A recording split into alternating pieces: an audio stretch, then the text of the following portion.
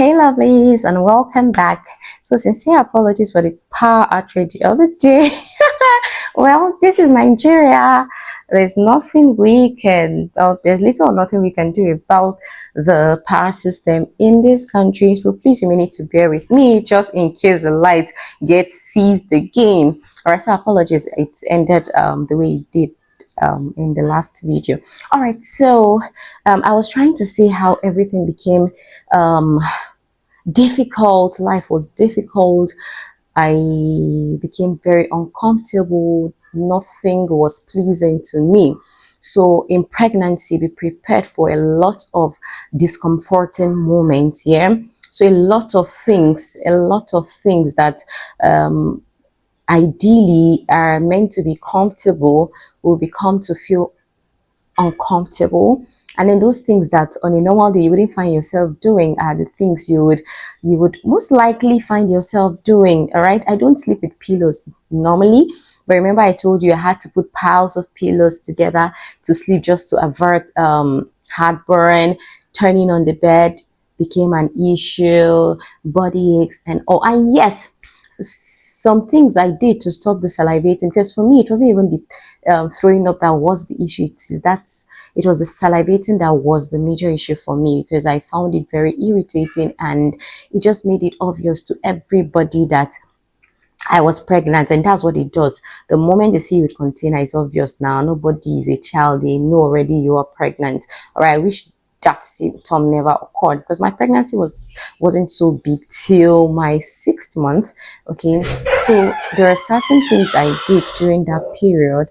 There were certain things I was advised to use to stop the throwing up and the salivating. They said, try and chew bitter cola. I wouldn't dare chew bitter cola on a very good day. All right, but this was me chewing on bitter colas. It got to a point that the moment I put an bitter cola in my mouth, I threw up instantly. Like, I couldn't stand bitter cola. From the first day, never even stopped the salivating, never stopped the throwing up. All right, and because people say, eat bitter cola. Now, I've done it, it's not working. It's always in my mouth. Even I started to bite bitter cola. It's in my mouth. Saliva is gathering and all. So later on, I read that you could use mouthwash, and I started to use mouthwash. But the moment, remember, anything that enters my mouth, I throw out, and then I'll put it as it's entering my mouth, I'm throwing up, till I started controlling it, or trying to control it, because you can't actually control it. And let me not lie. All right, but on days that the throwing up didn't come, I would put it in my mouth, gargle, pour. The moment I'm pouring it out, I'm spitting it out, the saliva gathers again. They said I should change brand. I changed brand. It wasn't working. I did quite a number of things. Really, it wasn't working. I went back to the hospital again, because I was still throwing up. So I went back to the hospital. This time around, the doctor said, I know your case. I've had a client like that before, a patient like that before, sorry.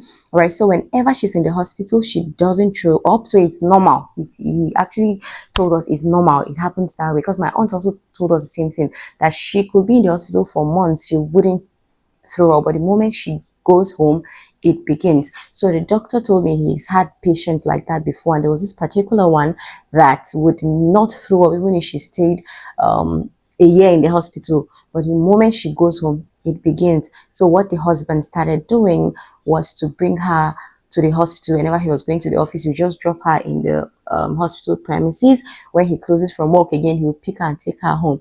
So that helped. So he admitted me, right, because he knew he was going to admit me, because I think he had just discharged me 2 days prior, and then I returned after 2 days. So he just said he would admit me. That's how the doctor admitted me. 1 week, I didn't show up. 1 week passed. 2 weeks, I got tired. Doctor, I want to go home. Doctor said, no, you will not go home. Oh. You will not go home. You will stay in this hospital. 2 weeks. 3 weeks, doctor, I want to go. He said, no, I don't want you to go and come back. I said, I am fine, I want to go. Doctor said, no way. Before I eventually begged, I said, doctor, it's my money that is piling up. I know you have my best interest at heart, but it's my money that is piling up, because you are charging me daily for bed usage. Please let me go home. That's why he came and said, okay, you will leave the next day.